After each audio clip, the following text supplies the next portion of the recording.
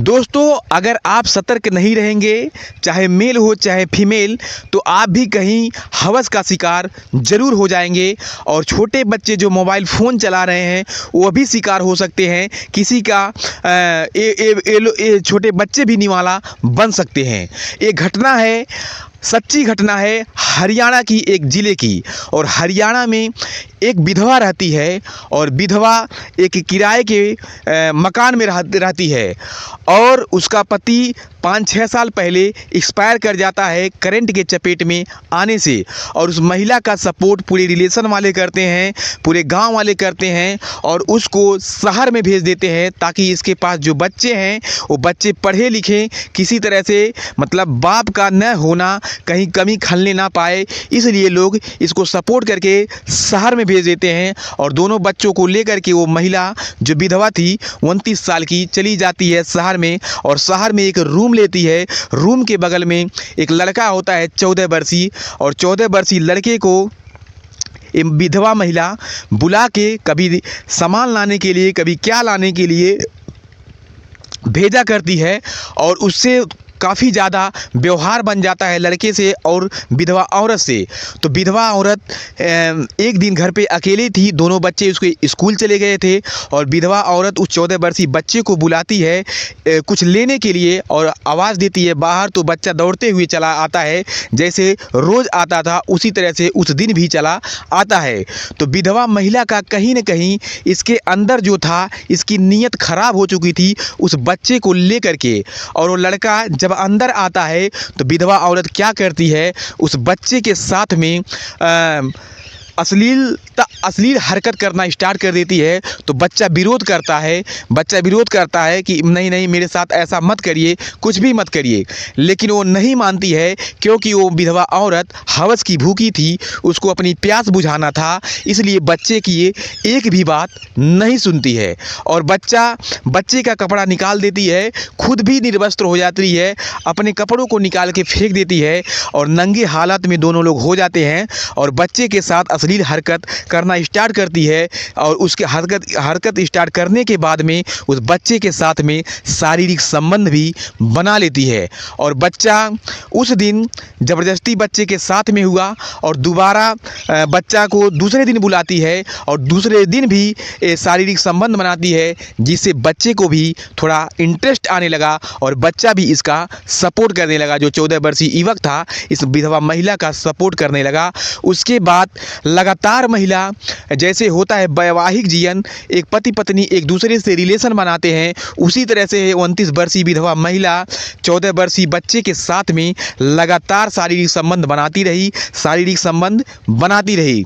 उसके बाद में ये महिला उस बच्चे से प्रेग्नेंट हो जाती है। और प्रेग्नेंट होने के बाद में तब जाके सबको पता चलता है कि इस तरह से भी यहाँ वारदात हो रहा है। उसके बाद किसी को कान तक पता भी नहीं है।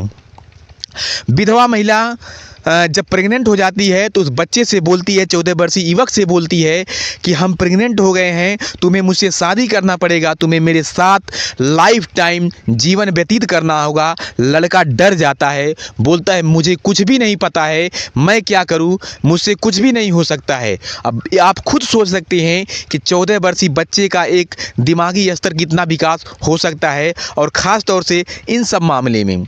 उसके बाद 14 वर्षीय बच्चा घर पे चला जाता है और बोलता है कि मैं नहीं कर पाऊंगा, और उस महिला का विरोध कर देता है। उसके बाद रोज़मर्रा की तरह महिला उसको आवाज़ दे के बुलाती रही, लेकिन वो लड़का इस महिला का उस बार कुछ भी नहीं सुनता है, क्योंकि वो जान चुका था कि महिला मुझे फंसाने की कोशिश अब कर रही है। और महिला भी प्रेग्नेंट हो चुकी थी। महिला जाती है पास के थाने में, FIR दर्ज करवाती है और FIR दर्ज होता है। FIR दर्ज होने के बाद में जाँच लगाया जाता है। जाँच लगाने के बाद में अरेस्ट किया जाता है बच्चे को भी और महिला को भी उठाया जाता है। उसके बाद कोर्ट में मामला जाता है। जब मामला कोर्ट में जाता है कि दोनों पक्ष से वकील रखे जाते हैं और वकीलों को और इन दोनों मुलजिमों को कटघरे में खड़ा किया जाता है, तो महिला अपनी सारी दलीलों को सुनाती है और बोलती है कि जज साहब आप खुद बताइए, मैं प्रेग्नेंट हो चुकी हूँ और जो कि मैं विधवा हूँ, अगर लड़के से मेरी शादी नहीं होगी और जो बच्चा मेरा होगा, मैं उस बच्चे को क्या नाम दूँगी और किसका नाम दूँगी और किसका ये बच्चा है।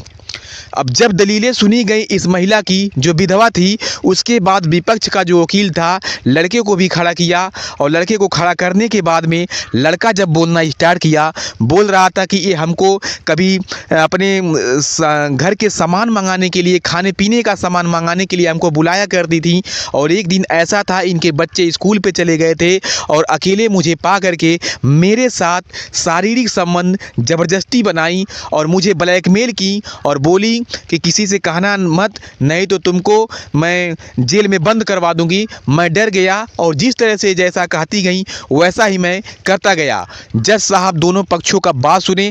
जज साहब बात सुनने के बाद में बच्चे से बोलते हैं, बच्चा ने इस महिला का शोषण नहीं किया है, बच्चा ने इस महिला के साथ ज़बरदस्ती शारीरिक संबंध नहीं बनाया है, लेकिन महिला को एक बात ज़रूर बोलते हैं जज साहब कि तुम्हारा शोषण नहीं हुआ है, बल्कि शोषण तो तुम की हो इस 14 वर्षीय युवक के साथ में, और इसका रेप हुआ है कहीं न कहीं जो अप्राकृतिक दुष्कर्म बोला जाता है, अप्राकृतिक रूप से दुष्कर्म किया गया है इस बच्चे के साथ में, और तुम्हें इसका खामियाजा भुगतना पड़ेगा। जज साहब वहाँ पे अपना फैसला सुनाते हैं और उस महिला को जेल के अंदर जाना होता है और बच्चा बाइज्जत बरी हो जाता है।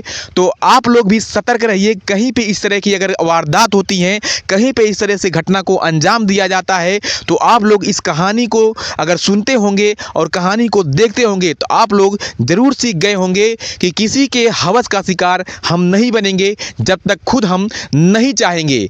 अगर हम चाहेंगे तभी किसी के हवस का शिकार हो सकते हैं, अन्यथा कोई हमें शिकार नहीं कर सकता है। और 14 वर्षीय बच्चे के साथ में 29 वर्षीय जो महिला विधवा जो थी, वो जिस तरह से इसका शोषण की, कहीं न कहीं ये निंदनीय है। तो आप लोगों को एक सच्ची घटना बताने का मेरा मात्र एक ही मकसद है कि आप लोग कहीं भी रहिए, अपने बच्चों के प्रति जागरूक रहिए और अपने बच्चों को सचेत करिए, और बच्चे का फ़ोन मोबाइल लेके समय समय पे जांच करते रहिए, नहीं तो आपका बच्चा इसी तरह से कहीं किसी के हवस का शिकार हो सकता है और मानसिक तनाव में हो सकता है। तो इसी के साथ जय हिंद, जय भारत।